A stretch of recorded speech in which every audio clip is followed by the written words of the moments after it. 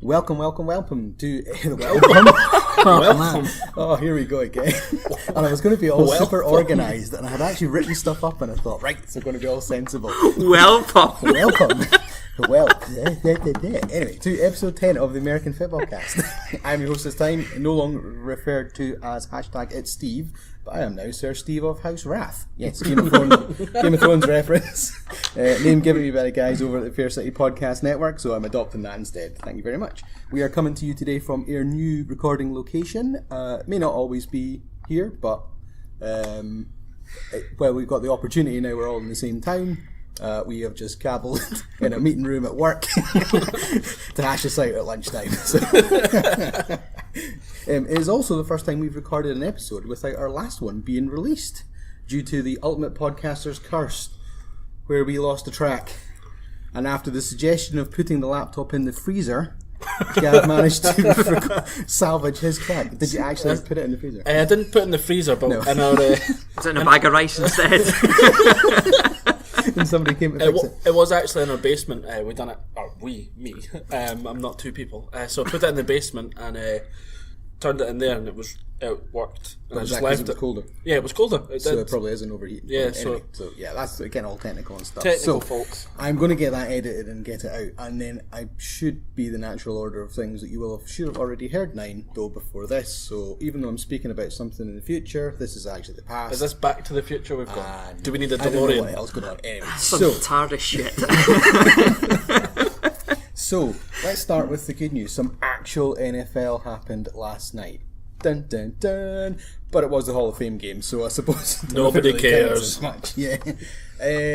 Yeah, not the best of games, but at least something happened after one of the longest off seasons I have felt in a long while. Normally, I think the off season's pretty good, and they've got the events kind of staggered, so that even though most of the teams shut down in January, and then there's playoffs, and you get to February, and then it's game over. You've got combine, you've got free agency, you've got the draft. But for me, and I don't know if you guys feel this, since the draft, I feel like nothing really has happened. It's been pretty boring. It's been dire, yeah. Until training camp, where everyone got back together. Now, whether it was just because we were all super busy and had been away doing X, Y, Z, moving house, whatnot, holidays, New job. whatnot. But I do finally feel Yeah. we're back into something. Yeah. So Ravens won 17-16? 17-16, yeah. You watched the highlights this morning, you I said. did. I didn't watch the highlights. The only thing I saw was Lamar Jackson's touchdown drive, which looked quite good. But it's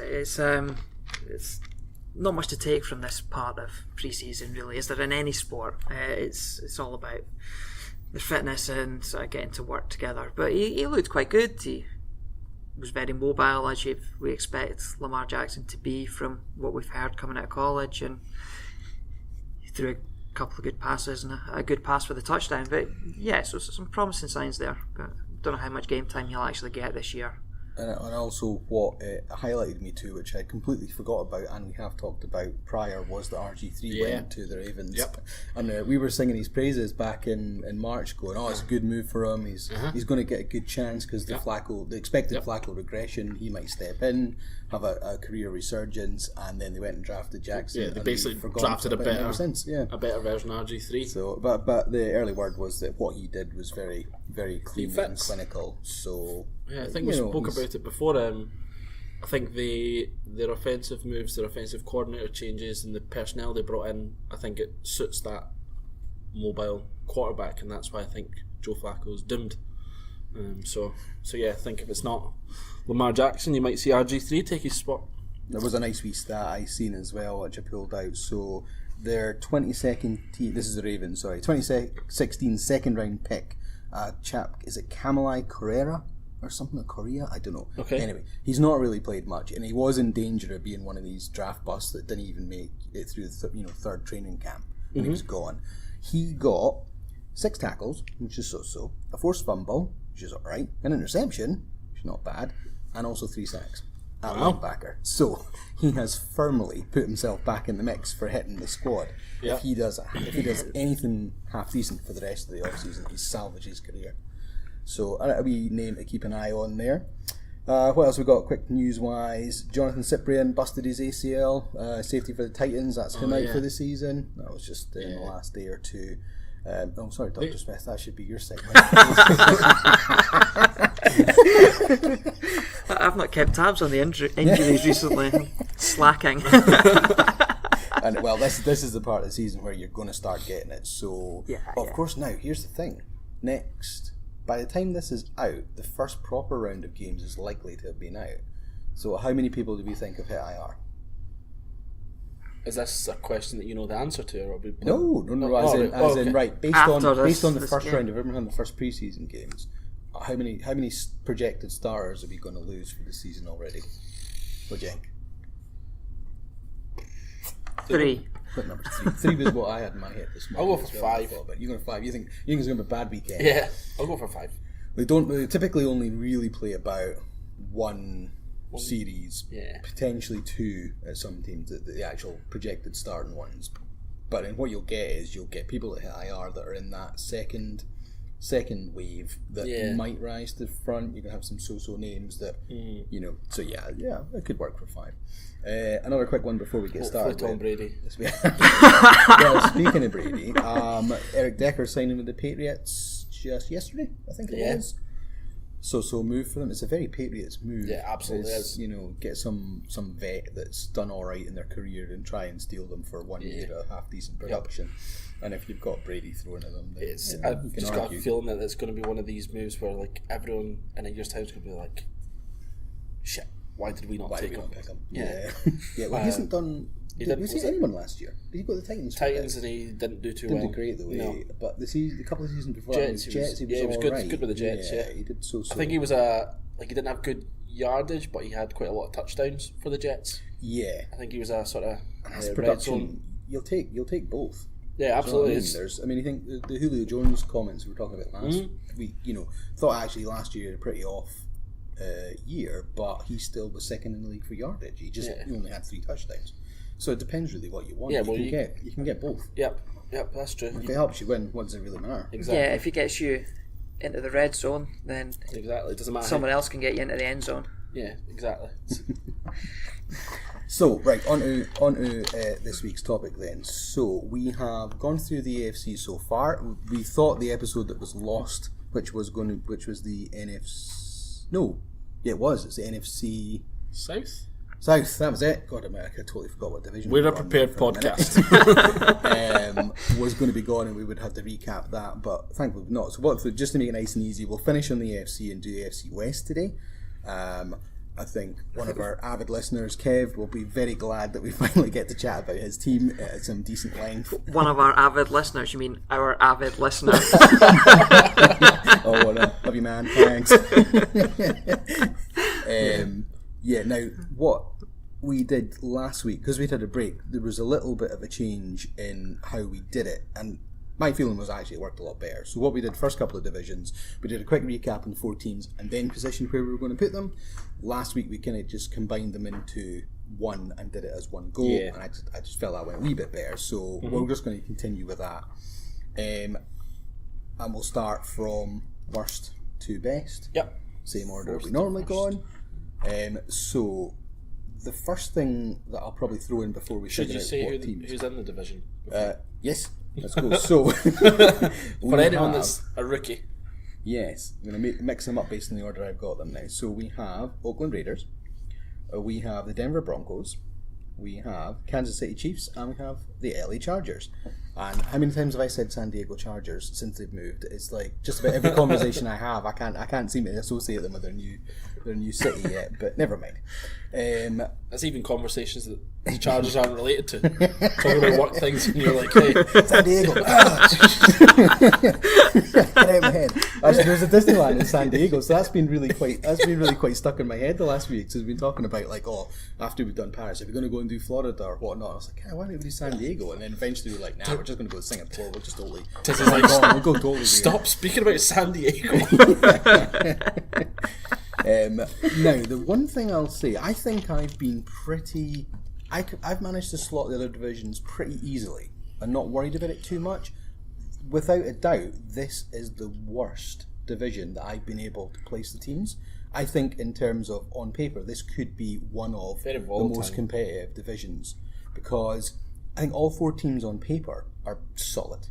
really solid. Yeah, I think there's. I wouldn't be surprised if I make an argument that one team's going to finish bottom, and one of you guys have them as top. Yeah, it could be as easy as that. Yeah, it does seem like a very volatile division. Like you look at the names and you can justify in your head a way for any one of them to win it and any one of them to finish bottom. Yeah. There's like a reasonable argument for everything. So we are of course going to be really good at predicting where everyone's going to finish, just like we've done with just about every other prediction that we've done so far. Who wants to go first? Anyone got any? Yeah, I'll go first. I will say bottom of the AFC West. I've went for the Oakland Raiders. I just think this seems disastrous. I'm not a huge fan of the Gruden appointment, just because I don't like his brother. No other reason. No, that's your first Redskins reference. At least it wasn't a Tyrod Taylor reference. Oh, then it is. That is taking, where are we at? 11 minutes. Oh my god, what's up with you? I know. No, the reason I don't like it is, you know what? I know he's a great coach, but he's been out of the game for quite a while. I know he was doing the commentating and whatnot, and he's not going to lose the skills he has. But to me, the game would have developed quite a lot from when he was last a coach. I know fundamentals don't necessarily change, but I think that'll be a challenge for the Raiders and a challenge for him. I also feel like they're at a really weird stage. I feel like Khalil Mack sort of digressed quite a bit last year. I think I'm right in saying, is it Donald Penn's injured? Or he's on? I'm not sure how long he's out. List. So,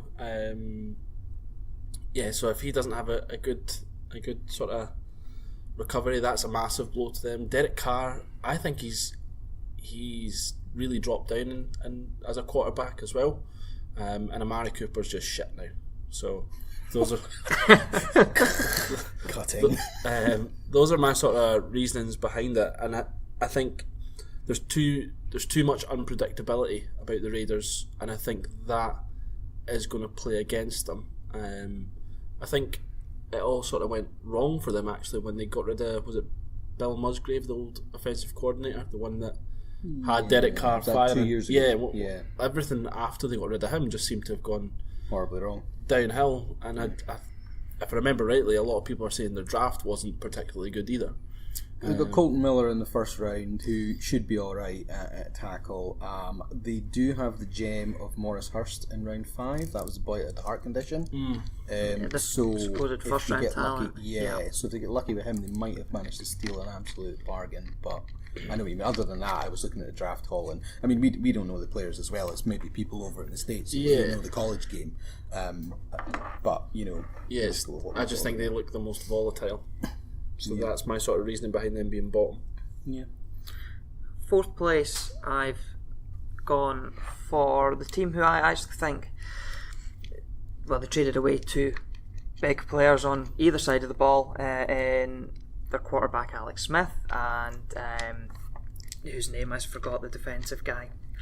Marcus Peters, of course. Yes. The defensive guy who's a bit of a nutter.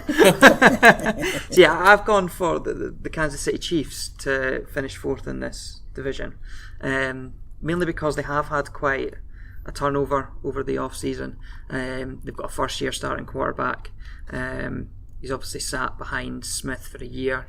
And had a few touches of the ball here and there, but first season's a big one for Mahomes. Will he be consistent enough to take them anywhere? I don't think he will be in his first year. So yeah, I've gone for the Chiefs in 4th. You can also see as well, they lost Matt Nagy, their offensive coordinator, didn't they? So all the fun plays and everything that they were doing last year, you know, how much is that impacted by losing the guy that's, I know Andy Reid's quite an offensive, I know he's quite an offensive coach, but I think Matt Nagy was really highly rated in terms of what he done for the Chiefs. So I think, Mahomes is a massive unknown.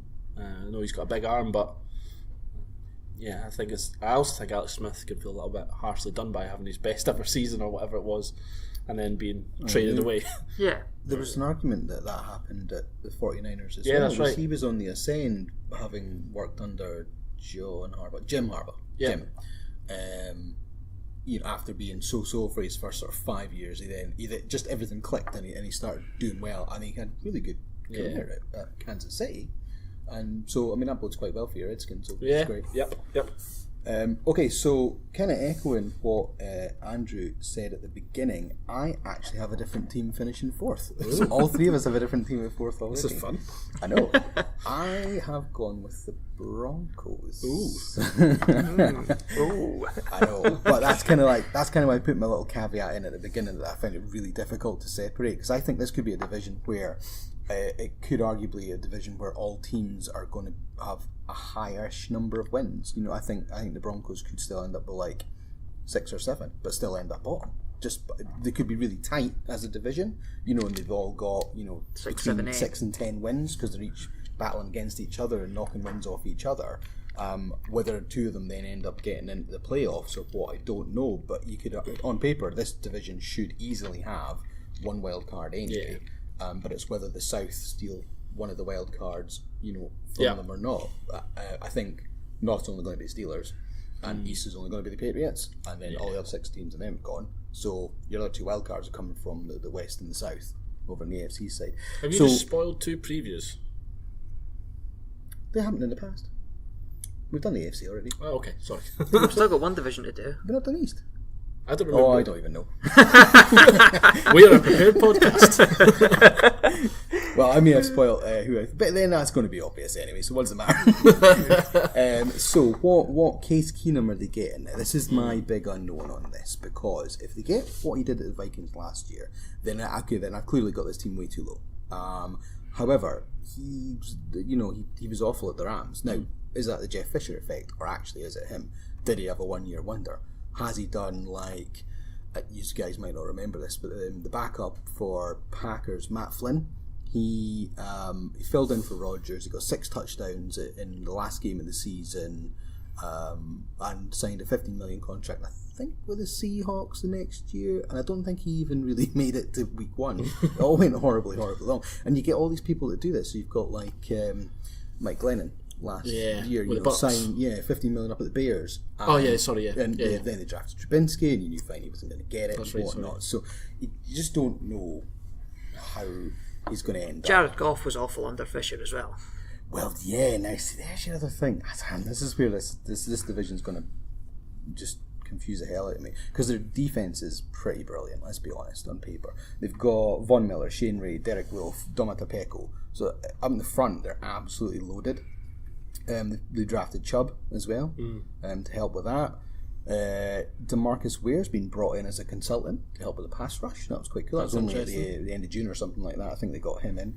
They stole Marquette King, the punter, from the Raiders. Oh yeah, that was a weird one, wasn't it? I think he fell out with the coaching stuff, wasn't it? Yeah, for whatever reason, I don't know. He's a young punter, and he's arguably in one of the best, isn't he? Yeah. So that's quite a good move for them as well. They did lose Talib to the Rams, and then gained Sue Cravens from the Redskins. Sue Cravens. Yeah, I don't know. I'm just a bit sure. Another really random thing I found as well, and it's actually not going to make any difference to their position in their stadium naming. It's just going to be called the Broncos Stadium at Mile High from this year.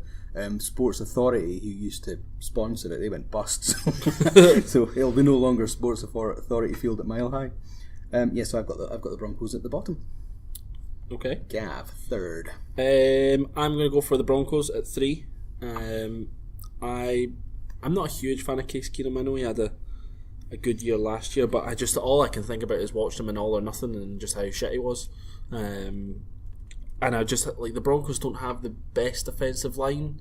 They don't have, arguably Demaryius Thomas and Emmanuel Sanders are on the wrong side of the age scale.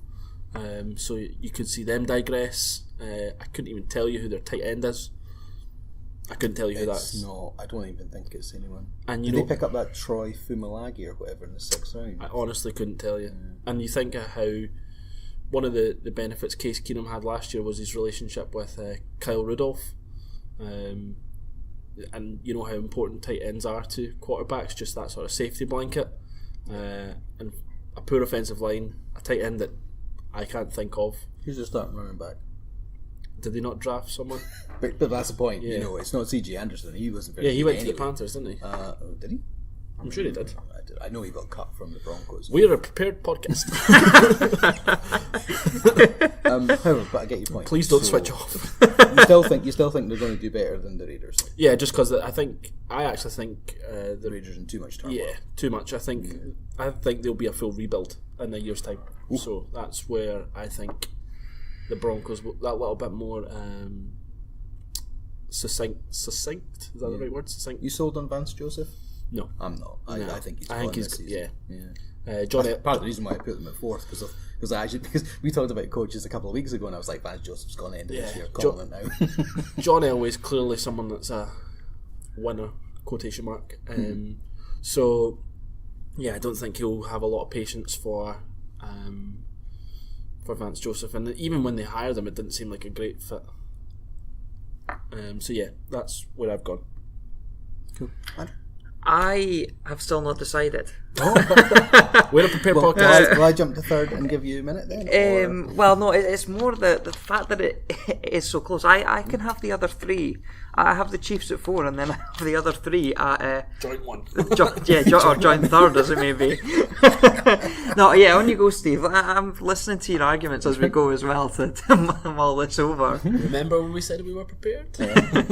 I went for the Raiders. So I think they may improve a bit from last year because last year they were awful. I don't know how much of that was actually Del Rio's fault though because he'd done so well the year before. Yeah. So I think it was as much half the players regressed. Yep. Than his coaching style or whatnot. So and it could also be the whole division, the fact that the division's getting stronger over years as well. So we've got the holdout from Khalil Mack. Yep. Don't know, if when he's going to come back, and if he holds out most of the training camp, he's not going to be off to a good start. I'm not sure. Nelson is an upgrade from Crabtree. I forgot we talked about that before. Carr's decent quarterback though. Don't get me wrong. It's he's definitely he's in that argument of they have found their guy. Easy. Is he top tier? Not quite yet, but he has the potential to be there. Yeah. You know that. Yeah, I mean, he was on fire sort of this season before last, up until he broke his leg. Last year, he was consistent without being outstanding, wasn't he? I think it was probably fair to say. Running the mill. Yeah. He's above the Dalton line. Let's give him that. But maybe not. Most by people much. are. I wasn't sure John Gruden was the guy, pretty much what you said earlier. Has he been out of it too long? This is the last year they've got at the Coliseum. Vegas isn't got ready for 2020, so they've got that kind of behind the scenes. Yeah, all they're that stuff going to they be were- moving. Could that cause any problems? They did take Paul Gunther from the Bengals as defensive coordinator, though, so I thought that was a pretty good move from Gruden because I quite like him. And they picked up Martavis Bryant from the Steelers. Yeah, that's a gamble that's going to go one of two ways. Yeah, that's There's either no in going to between work with that. brilliantly or it's just going to go horribly wrong. And giving up a third round pick for it wasn't too bad. The one other thing that I find about the Raiders, and this astounds me, the amount of free agent pickups they've had has been crazy. I think the list that I seen this morning had about 20 names on it. Oh, really? And if all of them end up hitting the squad, that's a lot of squad turnover. But let's go for these names. Watch this. Jordy Nelson, wide receiver, 32-year-old from the Packer. Doug Martin, running back, 29-year-old from the Bucks.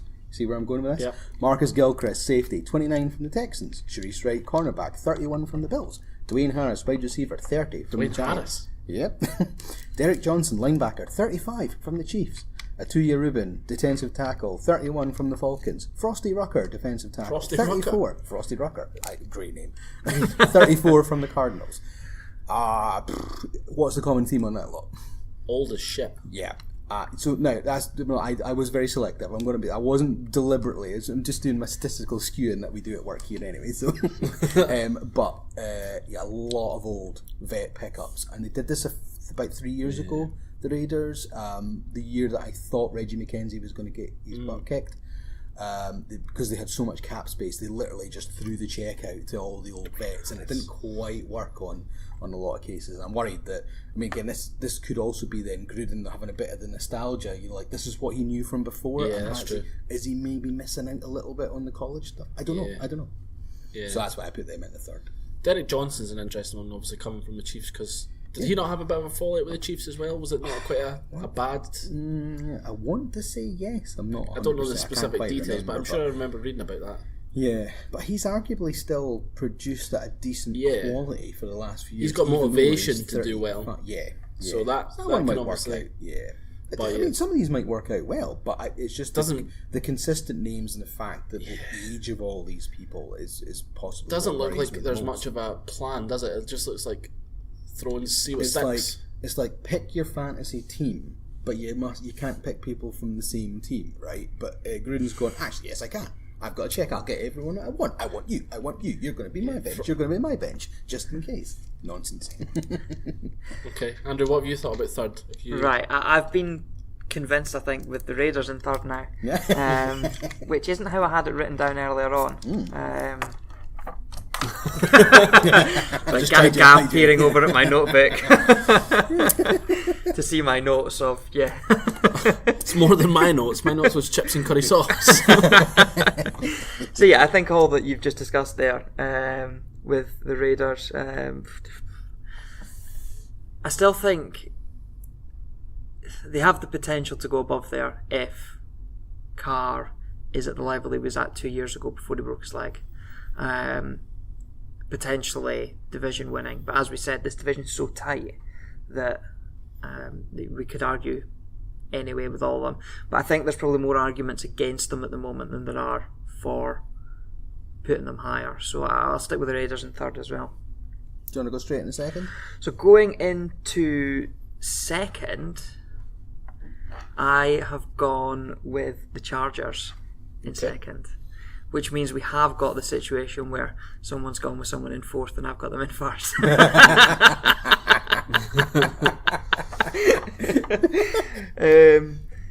So yeah, I don't know a huge amount about the Chargers.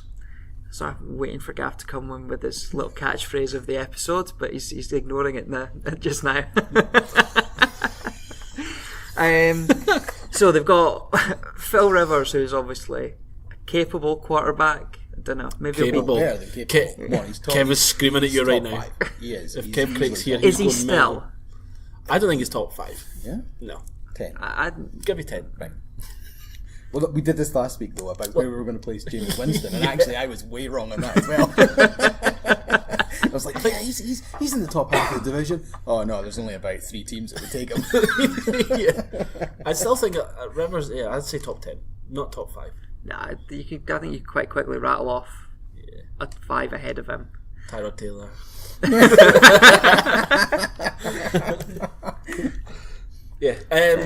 So he's a capable quarterback, but he's at his age, he's on the slide. I mean, he's got 8 kids, he's got to be knackered. He's got millions, so he can buy nannies to help. It's all buy them. Slave trade. Let me reword that. Hire. You can employ nannies. That's the one. Oh my god. I'm glad that only 9 people listen to this, because we'd be shut down by now if anyone else did. So yeah, I've got them in second, without huge arguments. I have them in second as well. I do agree with Andrew. I think Rivers is going to digress a little bit. He's still really, really good, but Hunter Henry missing is a big blow. Verrett injured is a big blow. And they just seem cursed with injuries. A lot of really good talent on that team, but yeah, I just think that they are. They're just one of these teams where, like, every year, some massive part of their playing team gets injured. Whether it's something to do with the way they train or something like that, I don't know. But you just can't blame the stadium anymore because they moved last year. Because I always worried if it was their old broken down Qualcomm stadium that kind of contributed to, I mean, that's a semi-serious thing. Sometimes you'll find teams have playing surface problems and they get a higher percentage than other teams' injury because of it. I was more laughing at I was thinking about you speaking about San Diego again. The old Qualcomm. Show my age again as always. Yeah, so that's the sort of reason I've gone for the Chargers in second. I know it's like you can't really say they're going to be second because they're going to get someone injured, but I'm saying they're going to be second because they're going to get someone injured. And that was where I was humming and hawing about the last two. And I'm gonna err on the glass half full that it might not happen. So I have popped the Chiefs in second place. And the Chiefs, there's almost the same argument with the Chiefs as I had with the Broncos. And it's around quarterback. It's all about Mahomes, isn't it? We don't know what we've got with this kid. On paper, he's been touted as the second coming of everybody else under the sun, like normal. But they say that about every quarterback. He's total boom or bust. He's got a hell of an arm on him. Is he going to get that out of Tyreek Hill? We don't know. We hope so. They've lost Nagy though, who would have schemed that perfectly for them. So not really too sure. But the thing that I think that helps him out as well, and this was reflected in the rankings of the top 100 players. He's got Travis Kelce, who's 24th. They've got Kareem Hunt, who's 33rd, and they've got Tyreek Hill, who's 40th. So that's, like 3 in the top 40 that are going to help him out on the offense. So they only need to have, they just need to get some production from them, which will help out Mahomes, which then makes things a lot easier. And Kareem Hunt can definitely do the kind of bulldoze and ball carrying / running back, take a good load to help him out. They did trade away Marcus Peters to the Rams, we talked about earlier, but they got Kendall Fuller from the Redskins, sort of almost as a direct replacement. I really liked Kendall Fuller. Yeah. He did have a few injury problems, but I was actually gutted when the Redskins traded him as part of that deal. I don't know if you've famously seen on his Twitter where he said, just before this trade was announced, he said, "Don't worry, it's not me that's getting traded." And then he literally posted just after the trade being announced, and he was like, "Oh." It was literally like, "Oh." So obviously someone had said to him, "Don't worry, it's not you," and then it turned out it was him. That's harsh. But no, I liked him. His brother Kyle Fuller plays for the Bears, and it's yes. Yeah, they're both very similar. Fuller was really good for the Redskins, so I think it's a decent pickup. That's not too bad of a drop then, because Peters, he's one of these total ball hawking, interception mad cornerbacks, which you don't get that many of them. Not in cornerbacks. No. Certainly safety used to have like massively high interception numbers from safeties, but not quite so much in cornerbacks. In the first couple of years, he just came in and threw numbers out that just hadn't been seen in a long while. They've got Eric Berry and Justin Houston as well on the defense, so that's kind of just those pieces, those core pieces they have. I thought even though they've got lots of good core, they just wouldn't regress as much as maybe the Broncos would. But again, that's down to the coach as well, because I think Andy Reid can still make it all work, and I'm just not sure if Mahomes is going to make them slam dunk the division or not. Yep. Which then probably takes me into my number one quite easily then. So I went for the Chargers, and it wasn't me not just there. I was going to throw it in there. No, I'm going glass half full on the Chargers. They have had so much bad luck for the last umpteen seasons now. That I was thinking, right, this year is their year. Something's going to get better. I didn't think Anthony Lynn did a bad job last year. No, he was okay. He wasn't too bad. I think they just had a bad run of injuries and whatnot. They've got Joey Bosa and Melvin Ingram, which is probably one of the best edge pairs in the league, and they've got that Corey Legit, is it? Legit? Yeah. I don't know how to pronounce it. But anyway, that helps them out. They've got Melvin Gordon and Keenan Allen in the offense, which are massive pieces. Yeah. And I think the pickup of Derwin James at 17 was an absolute steal for them, because he should have gone, 6 or 7 in a lot of the drafts. Yeah, a lot of people had him going the first. And just through combination of movement and people falling and not needing the need for it, he went all the way down to 17. So they've got a massive improvement on a position that they now need a bit of help with anyway. Well, he plays safety and Verrett's cornerback. Mm-hmm. But they've got that. Is it Casey Hayward? Yeah, I think they've still got a fairly decent lockdown cornerback anyway. And then some help on the safety. So I just thought all in all, they were the team that if it's glass doesn't have the chance to regret. I think they could. Everything could come together for them this year. If it stays glass half full, you can see them doing really well, like a proper playoff push, and even causing a bit of trouble, in the latter stages. I think they'll be on the road. I think they'll go in as third or fourth, and they'll be playing wildcard weekend. Whoever wins this division, I don't think they're snowballing in for first or second and getting the bye. It's going to be too tight in this division. Which means they'll get it'll either be a tricky divisional game because the way the wildcards work, or it'll be one of the AFC South. And as we talked about previously, they're looking pretty loaded this year. Yeah, that's going to be good. That'll be good. Yeah. So good fun. So that's where I went with the Chargers at 1. So I went with the Denver Broncos at 1. And I went with them last. Now, as you mentioned, they do have an excellent defense. and I really like Case Keenum. So I looked on the upside with him, and I think that'll be enough to get them a win in what is it's a really tight division. This could go anyway. I think as our predictions here reflect that we've all gone totally different ways, and I know the least, so I'm probably wrong. Meet notification. God damn you, computer. So yeah, I've gone with Broncos at 1. I think Case Keenum looked good last year. You mentioned him on All or Nothing. Obviously, he didn't have a good year with the Rams, but he was sound on it though, wasn't he? Yeah, that's where I was going. I really liked him as a person through All or Nothing. You might be shit, but I like you. So if you can win the division, yeah, pretty much. But no, he really wasn't shit last year. He had a great year in Minnesota, He did. And the Broncos went straight for him. They didn't get caught up in the Kirk Cousins race.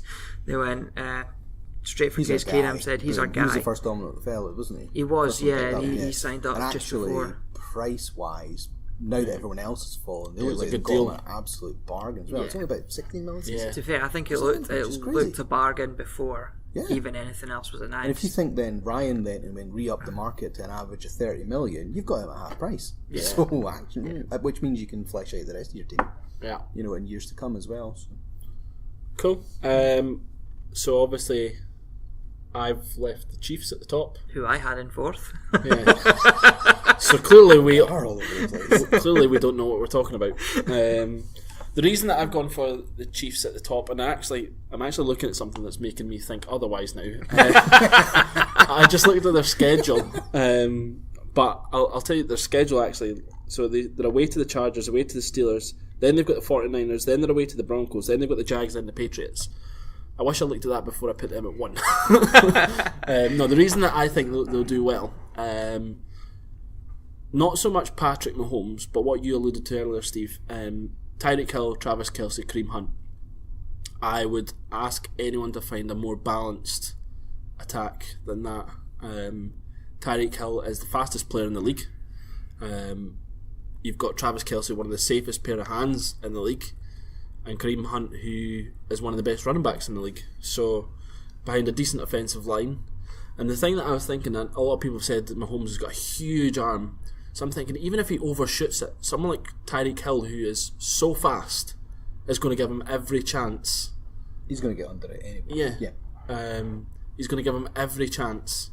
And if he throws that pass that's a little bit of a wobbler, Kelsey's going to be there. Let him get it. Yeah, so, and they also have Sammy Watkins, who I totally forgot about until right now. I'd forgotten he was even at the Chiefs until it was this morning when I was reading up. I was like, oh. So when you think of that, like literally, there's no way you can cover for all of those threats. And Andy Reid is a good coach. He doesn't seem to get a lot of credit anymore, but he's a good coach, and I think he's a very offensive-minded coach. So that'll help Mahomes.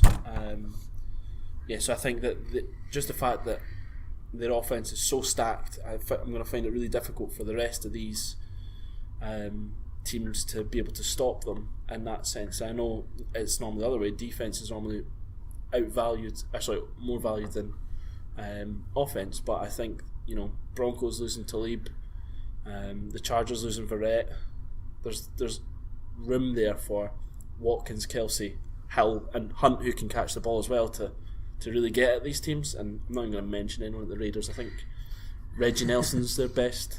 Yeah, 34. Yeah. So one thing with the Chiefs, Kelce took that massive concussion at the back end of last season. Do you think that'll have any effect on him coming into this year? Nah, he looks like a tough dude. He looks like he's a big brick shithouse. I'm trying to think, there was one. So he suffered 2 concussions last year, I believe. Unless it is him I'm thinking of. There's somebody that had continual problems with concussion. Jordan Reed had it. Somebody else a few years ago, to the point that he couldn't play anymore. Detroit Lions running back. What was his name again? Right, doesn't matter. Sorry. Yeah. So I think when you look at all these Javid Best. Sorry, throwing it back in there. Actually, have you guys even seen him play, or is this just not even a name I know of? So Javid Best, he was running back, coming out of college, drafted, I think, second round, pretty decent. Lions thought he was going to be the guy. Before, it was Amir Abdullah they had. Yeah. As well. Yeah, so Best was the guy before that. And he was just one of these unlucky people that had a couple of concussions, but he had the concussion, he just couldn't rebound from it, to the point that the doctors were like, you can't play anymore. Yeah. And he had to retire at 23 or something crazy low like that. Just because, so I get your point though. Could Kelsey be a new version of this? That there always seems You would to think be one person. if he picked up another struggles. big one, he would be in real trouble. Yeah, doctors are going to have some serious conversations with him, which is a shame because he is one of the elite tight ends in the league, and he's brilliant to watch. Yeah, I think even if he does go down, as much as it would be a big blow, you've still got Tyreek Hill, who nobody can cover him. I don't know if any of you remember that highlight last year where he... Against the Cowboys. I think it was it where he turns around and starts waving to the cornerback as he's running by him? I don't know that one. That was no. So against the Cowboys, when they took on about half the field. That was the ridiculous play, And I'd forgotten about that until we watched All or Nothing a couple of months ago to do that one. Yeah, that was amazing. That was an unbelievable play. But there's the one, I can't remember. Did wave, He was running by, and the well, cornerback... Like ultimate piss take. I'm still in play. You can tackle me. No, you can't. Yeah, no, God. The cornerback is literally running as fast as he can, and Hill just turns around and starts waving to him, and you're just like, you know what? And I know he's not a very likeable person for his off the field stuff, but on the field, oh my God, I love watching him. He's just so exciting to watch. And fantasy spoiler, I'm taking him in the first round. Not really. Last time I done that with Rodgers. Last time I done that with Rodgers, and I had to stick with it, even so I didn't really want to do it, but I've done it anyway. Still worked out for me though, just getting that in there as well. So you've got your Tyrod reference, you've got your Fantasy Champ reference, you've talked about the Redskins, even though this is really not an episode about the Redskins. Anything else you've not covered about? I think you've got all your... Yeah, I've got all my cliches in it. Gav Miller Bingo House. My Gavisms. But yeah, so I think that's it for me. I think it's going to be, like the last division, it's going to be really, really exciting, and you can genuinely argue, as we've just done, for any one of these teams to come fourth or first in the division. And that's the thing I love about the NFL so much. It's the whole parity aspect and the fact that it's not always the same teams. Generally speaking, Steelers and Patriots excluded, because the AFC has been owned by them for the last however many years now. But you can see, when Ben and Tom Brady retire, that's them. I can genuinely see them capitulating. State of flux, and it's because it's going to be rises to the fore. Neither seem to have, and you wouldn't necessarily plan for it right now, but I would think both those teams should really be starting to think about that. Unless they're just going to hit the free agency market at the time they need and just pick somebody up. I'll be disgusted if Joe Flacco wins a Super Bowl with the Patriots. So Gav's calling it now. See if we come. See if 3 years from now that's happened. Oh my God, I'll kill myself. Like, oh my word! I'll literally kill myself if Joe Flacco wins the Super Bowl with the Patriots. Get down the bookies. Put it on. Imagine he goes to the Patriots and has the same type of postseason that he did. I can see it happening. The Ravens, because I read this in the article. This isn't me saying it, and actually, it's probably quite right. He has managed to get his whole career on $100 million off of 120 million or whatever it was off of one awesome postseason, which is nonsense. Well, anyway, there we go. So that's the AFC West wrapped up then, I suppose. Next time round, we will be diving into NFC. We've still got 3 teams to get through. So and we've got one AFC division still to do as well. We've still got the East, haven't we? Oh, I spoiled it. Damn. Okay. I said that and you were like... Was that? Yeah. That's because I can't remember. Never mind. Anyway. So, quick sign off then. Gav, where can everyone find you? Well, I'll be in a meeting in 6 minutes' time, so... It's the quick wrap up. Sorry, folks. You'll find me on the internet. Andrew, where can everyone catch you? Usual place, Andrew DHD on Twitter. What does DHD stand for? There it is. There's the house. There's the house. You do know that one, though, don't you? I do know that. You've learned it. Well done. And I'll let Steve give out our Twitter. Which is at the AFcast. You can also get me at Wise Pranker. You can find us on Facebook. We will respond if anyone does want to comment on there, but I know it's very quiet over in Facebook land. And I think that's that. So thanks very much. Thanks again for listening, and we'll hear you next time. Welpome. You've been listening to another great podcast from the Fair City Podcast Network, a group dedicated to connecting and developing podcasts. Check out fcpod.net for more great podcasts and content.